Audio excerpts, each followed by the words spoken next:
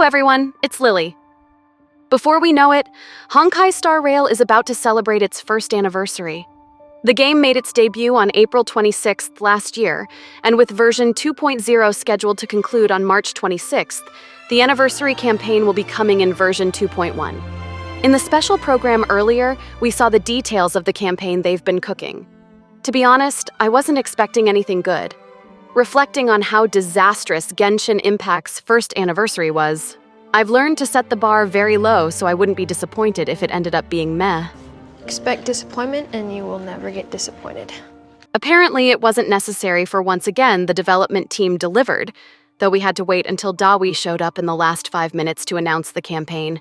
However, I'm sure the majority of players are pleased with what's coming. 30 free pulls, 300% relics drop rate, and a minigame. Much better than Genshin's first anniversary. But let's put that aside for now. I'm here to look back to the past 11 months on what has happened to this game and answering the million-dollar question. Is Honkai Star Rail successful? The game commenced with a strong series of beta tests. After the backlashes from the first and second beta tests, particularly regarding UI similarities to Genshin Impact, they acted quickly and refined the UI by the third beta, along with making some other improvements in the final version.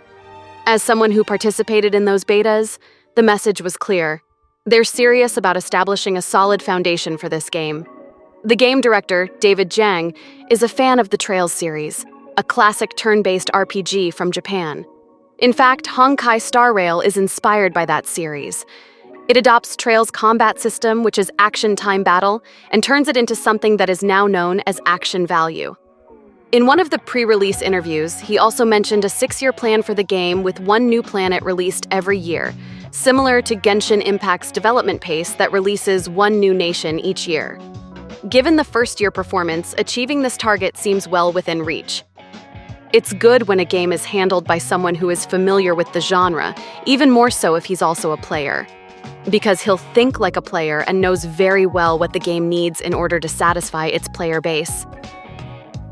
If we're talking about success, it often hinges on two key parameters: revenue and game design. In terms of revenue, there is no question about it. Just like Genshin Impact, Honkai Star Rail also reached $1 billion in revenue in less than 6 months. When the mobile market for turn-based RPGs has been declining since 2021, it single-handedly revitalizes it. So yes, from this perspective, the game is very successful. However, I'm a person who believes that the quality of a game cannot be judged by how much money it makes. I have to see it from the technical aspects. I've played many games in the past, some of them are turn-based. I know very well why some games are memorable and why some others are not. Has Honkai Star Rail been a good game thus far? After creating multiple side-scroller games and action RPGs, Hoyoverse expanded its portfolio by making a turn-based RPG. Although this is their first project in this subgenre, with David Jang leading the development team, Hoyoverse dares to turn it into an ambitious one. These days, turn-based games aren't that appealing to the newer generation of gamers. Compared to action games, the pace is slower and the game as a whole is less interactive.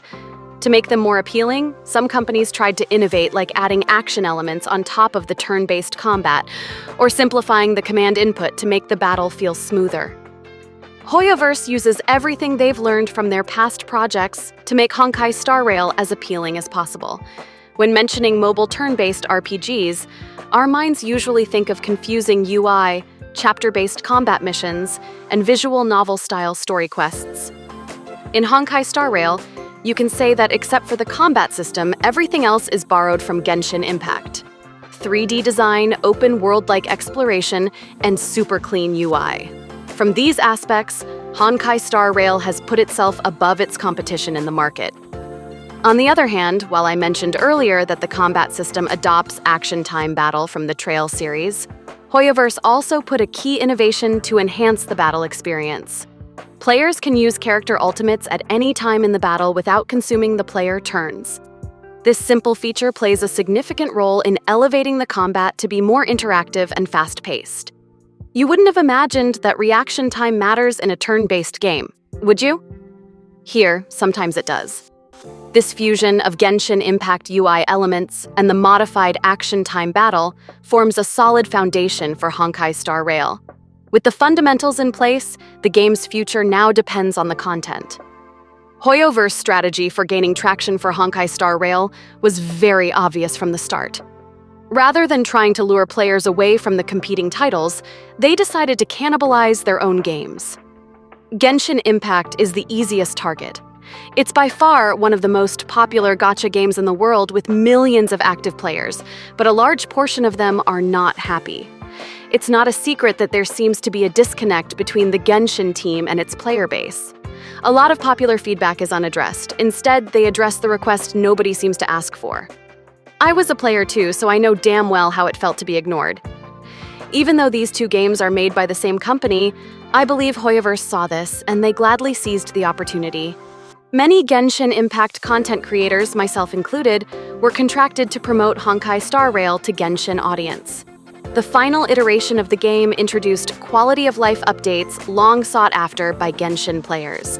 Those are efforts to entice unhappy Genshin players towards Honkai Star Rail, because it provides something the sister game doesn't. Even now, we still see Honkai Star Rail's QOL updates are faster and more on point than Genshin's, which is great. Long story short, the plan is working according to Navik's analysis. Honkai Star Rail became one of the biggest, if not the biggest, mobile turn-based RPG right now, just within a year.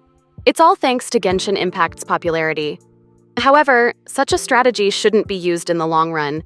It's effective to gain the initial player base, but relying solely on internal ecosystem dynamics has its limitations.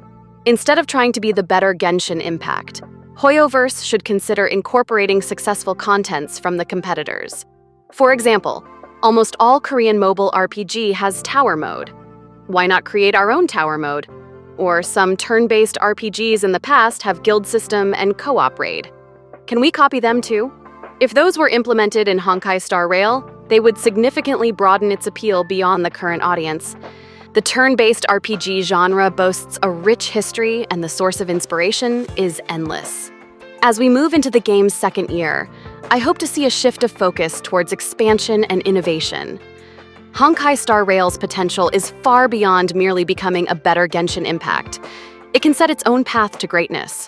While the first year has been fantastic in terms of revenue, as a game, there is still so much room for improvement. I trust the team working on this game, though. I believe one day we'll see Honkai Star Rail at its best iteration as long as they don't stop innovating, because true success lies in continuous improvement and evolution.